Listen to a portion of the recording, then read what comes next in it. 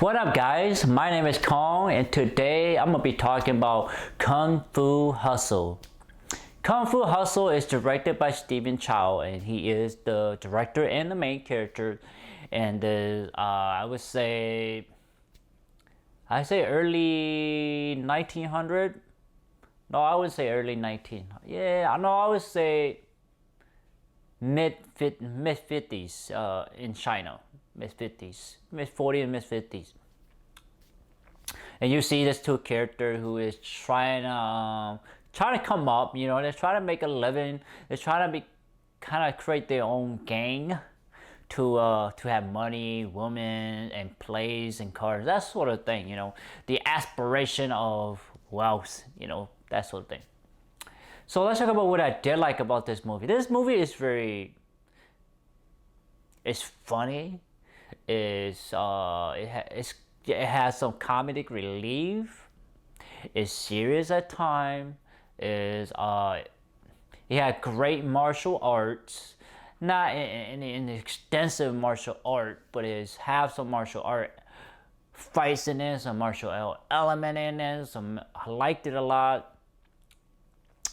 The fight scenes are amazing. They're really over the top, but really artistic at the same time. You don't quite see this kind of action in cinema anymore, and this is probably one that really stands out. Other than The Matrix, this one really stands on its own. Really, the fighting, the battles are really unique, very artistic. It's very just artistic. It sort of reminded of me of the earliest 80s and 90s, you know, Jackie Chan fighting kind of style, but this is more artistic, more fluid. Kind of remind me of Crouching Tiger, Hidden Dragon, Heroes, the 12 Monkeys, that sort of thing. But this is like over the top, but then you still have that sort of artistic element to it. You know, I like that. I like the bad guy, the minion, the two blind guys, the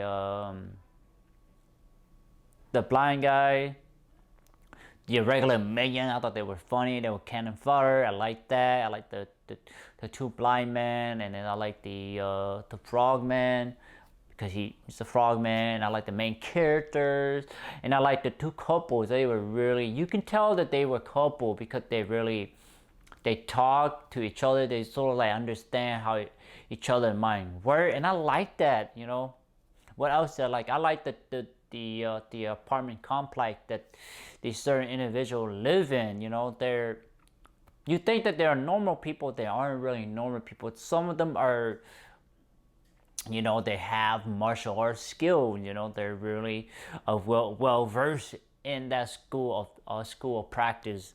So you get to see that here, and I like that. It's like unique, and you go and you see, you know, I think it's normal, but it's not. I like that. What else is here? The relation that our main character meeting the girl that he have long forgotten about, and he sort of, you know, thought about her, and he was like, man, he sort of kind of gained his, not gain his innocence, but gain an understanding of his sort of, not his purpose, but his, what he was doing for. He was doing it to, when he was younger, he did it but to protect the girl. Instead, I can sort of like the I would say the changing moment, or I would say the changing moment. So let's talk about what I don't like about this movie. What I don't like about is the girl, the young girl, and then our main character. I just didn't really what was the word, find it to be interwoven well enough, or embedded in the story well enough to find it believable. It doesn't distract me from it, but it's just we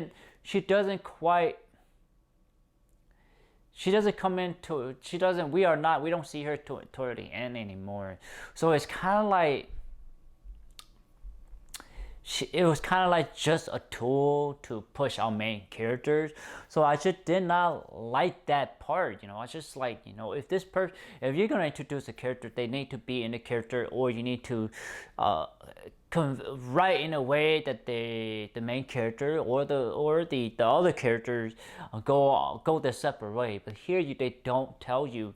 He just run away from her. It just then we don't see her again. It's just it feels like you are treating your character as throwaway object. You don't give the characters their in this movie they have their moment, they do, but when you move on, you don't give the characters a place to go or why they're not in the main character's life anymore.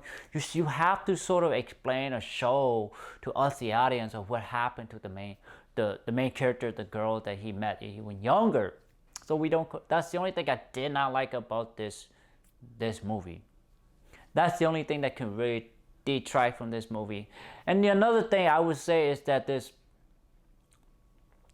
movie is a really it's not a smooth roller coaster ride. Let's just say it's up and down, it's up and down, and then it's flat. It does a little curve and then up and down. So this movie requires a sense of not restraint, but a sense of you need to just let everything go, like your belief, or not your belief, but just let everything go. Don't touch the mouse. Just watch the movie for what it is and what it's gonna convey to you. And that is the biggest thing for me. It was like, come on, man, I want to see more, but that's what's really hard. It doesn't engage me in a way. The only time it engaged me was during the fight scene, the sad moment, what else, the epic moment. You know, those are the things that I really focus. I don't focus on the characters so much, and I'm not involved with the characters. So that's kind of the bad, not the bad, but just the tiny con about this movie. So what would the rating I give this movie, guys? I give it a 7 out of 10. I enjoy this movie. I watched this movie countless times in the past. I've just never done a movie review. This movie is good. It's entertaining. It's funny at times. The action sequence are really unique. Very almost like a theater aspect. It's very not cinematic, but it's very artistic, very artful, and I like that a lot here. So that's why I give it a 7 out of 10. I believe this is on Netflix or HBO Max. But go out and check it out. I think you will enjoy this movie, Kung Fu Hustle. I think it's one of Stephen Chow's, one of the 3 best movie that he made. I think this is Shaolin Soccer too, but this one is pretty good. It's very, very good if you're a martial artist. So anyway, guys, please like, thumbs up, share, subscribe, and browse to my YouTube channel. I have a lot of content for you guys to check out. Please do so. Thank you so much, guys. Bye-bye.